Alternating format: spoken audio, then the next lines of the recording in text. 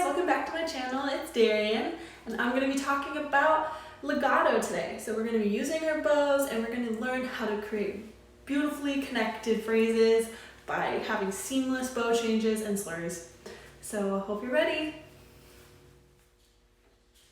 So a legato sound can be created in two ways. By slurs, which is probably the easiest, and then by seamless bow changes. So we're going to talk about slurs first and how to have a smooth sound throughout slurred notes. So we're going to start on the G string and do a G major scale. We're going to slur 4 notes to a bow at about 80 BPM, and we're just going to stay in first position. And so we want to make sure that our bow is divided evenly into 4 equal parts. So the first note is going to be the first fourth. The second note will stop about in the middle of the bow. The third note, and then the last note all the way to the tip, and then the same as when we come back down. This is important so that we have a even bow speed throughout the entire bow. If we ever get too fast or too slow, you ruin the smooth connection between all the notes, which is what we're going for with legato. So I'll play the first 4 notes.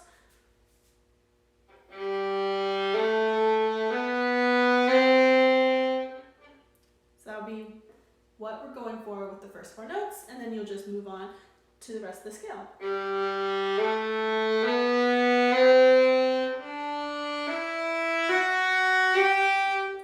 So we want to make sure everything is smooth, even with string crossings, as smooth as possible. And when we come down the scale from the top, we want to prepare the note on the next string before we play it.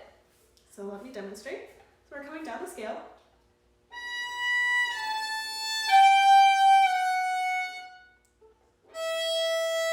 And as you can see, I'm playing my E string, which is the note right before D, which is now going to be on the A string. So my third finger is already down while I'm playing the E. So that when I change strings, it is already prepared and is a lot smoother. Because if it wasn't prepared, you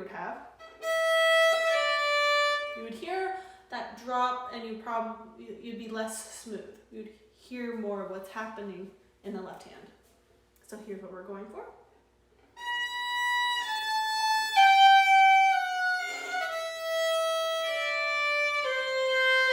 Let me do that one more time for clarity.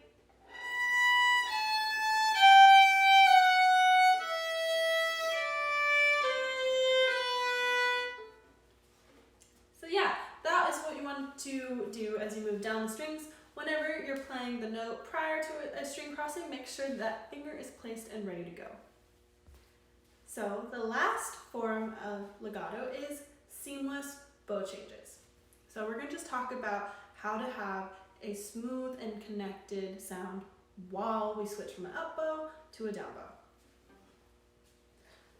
So we want to avoid that click sound that we get when we change bows, which is normal in a détaché or martelé stroke, which we're mostly going to be familiar with. So this is what the normal bow change sounds like. I'm sure you can hear that audible click when we switch bows.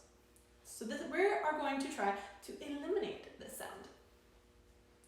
And we are going to do this by a little exercise where we are going to switch at the frog, and we're going to lift the bow, and you're going to hear a ringing sound. We're going to do this on the D string.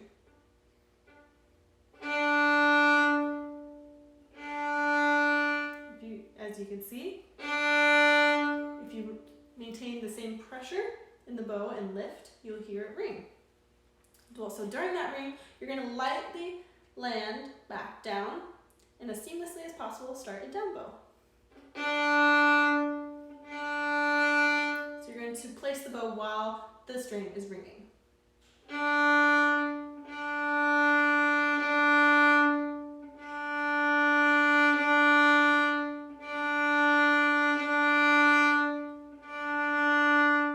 you want to aim for as seamless of a change as possible, and do this until you feel like you really connected the notes, and then start to shorten that time before you place the bow during the ring.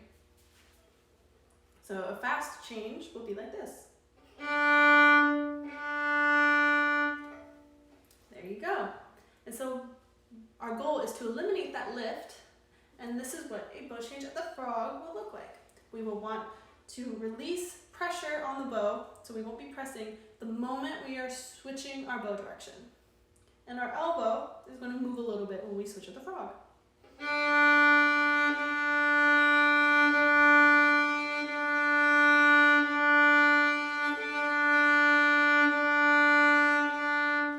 it'll take you a couple tries to get used to this motion. I did it a couple times because, as you heard, it got progressively more and more connected. And the same is going to happen at the tip. We are going to release the pressure that we are applying in our forefinger at the moment of the bow change.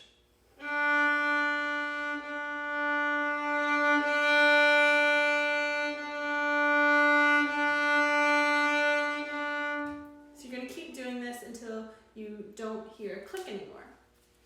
So the bow change one is going to be a lot more challenging. So if you have any questions, please reach out and aim to just have as smooth of a sound as possible.